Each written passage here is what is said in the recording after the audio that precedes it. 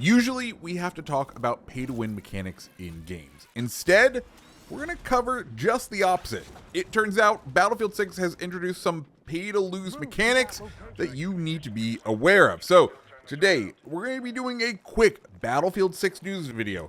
Personally, needed the break after editing the SOR 300 SC review that's up on the channel, and before diving into an assault rifle guide. So with all of that said, if you like these Battlefield news videos, make sure you hit the like button, make sure you hit the subscribe button, and let's dive into the top story, which is, it turns out tank skins can in fact give you a disadvantage in the game. If you bought the Phantom version of the game, you received a lot of nice little bonuses. A couple of blueprints for some rifles that allowed you to have a suppressor day one, which was super nice, especially when the weapon grind was a lot harder. And you received a couple of vehicle skins, one of which was for the Abrams.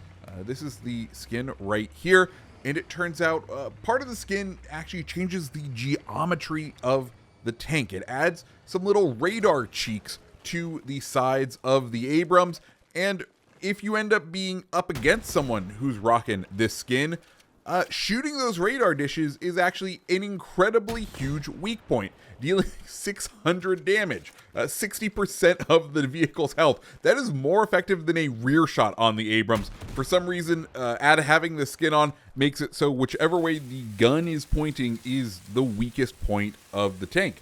If you have this skin, I would recommend you pull it off. If you find one out in the wild, I would recommend shooting them right in the radar to give a little nasty surprise. Speaking of skins, let's go ahead and talk about the store.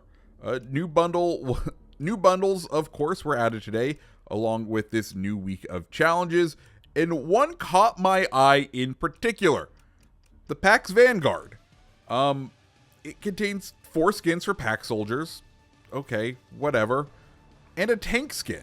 Now, you would think that the Pax Vanguard bundle would include a tank skin for the pack soldiers, but no, we've gone ahead and just made it include one for the Abrams to make it look like a Pax tank. Why they do this, I don't know. My guess is, of course, the Abrams is the tank that spawns by default in the Battle Royale mode. They want to incentivize the purchase of the skins, at least incentivize some monetization from people who may be free to play in RedSec in the BR. But beyond that, I don't really know. It feels just like an unforced error here. But listen, that's just where we are. And speaking of a new week and new challenges, let's talk about the other things that are kind of alienating to those people who are the multiplayer focused folks. First off, yesterday started a new week of challenges. There was lots of feedback last week for putting RedSec challenges into the weekly Battle Pass progression missions. And DICE kind of came out with a response. They were like, hey, we've made adjustments to the reroll challenge system. We're going to let you reroll. Now, if you reroll a RedSec mission, it won't give you a RedSec mission if you own the multiplayer. If you are a RedSec only person and you reroll, guess what? We'll give you a RedSec mission. Good, everyone's happy, right? I guess they just didn't want to learn the lesson from last week, because this week the penultimate challenge, it's not the Battle Royale, but it is in Gauntlet, the gameplay that you're seeing here. Hope you're enjoying it. I absolutely despise this mode, but hey, I'm a whore to FOMO and missing out. Question for those people out there. I know I went ahead and burnt my first challenge reroll this week, so I didn't have to do any RedSec challenges. I know, please be proud of me. Of course, it showed me that I had 5 rerolls. I went down to 4. Do we know if this is, I have 4 rerolls for this entire Battle Pass, or are these 5 rerolls every week? If you're someone who rerolled last week, did that number reset for you this week? Let me know down in the comments below, because I am incredibly curious if I'm just going to be able to roll the die every week, or if I'm going to start needing to be very strategic about which challenges I veto, because I don't want to do specific challenges. That brings us to the final bit of drama from the past week. Of course, I think we're going to have to cover Casual Breakthrough. If you're not aware, or if you just missed it because you're not chronically online, congratulations.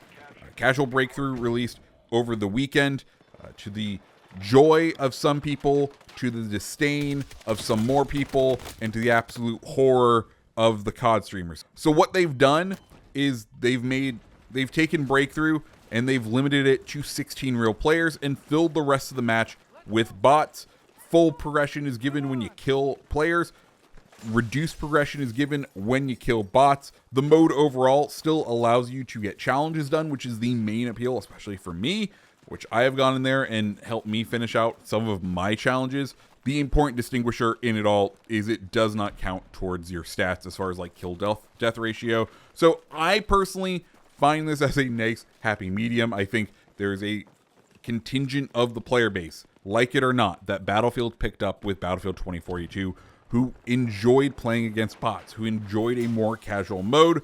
And Battlefield 6's answer to this was, hey, we're going to have Portal for you. You're going to be able to get your progression there.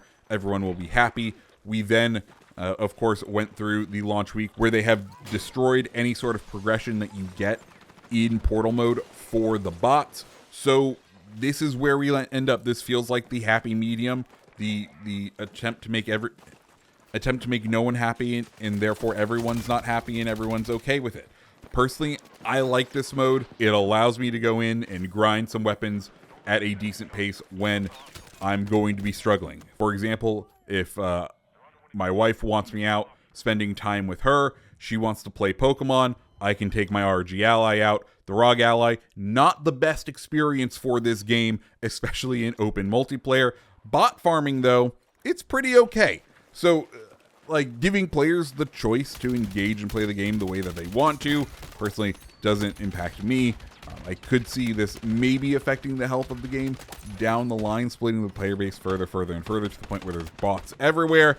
But at this point, that's not where we are. And Battlefield has kind of made it clear that they are ready to respond and kind of take in and play with those player numbers. Of course, I'm in a high pop server area. I'm not over in overseas in like Oceania where they have a small player base where splitting it is already a concern for them. But this is just the way it is. But that's just the way I view it. Let me know what you think down in the comments below. Guys, that's all I have for this quick little news video. Did you like it? Let me know down in the comments. And as always, guys, if you like the video, hit the like button, hit the subscribe button. And I hope you have a fantastic rest of your day. See ya.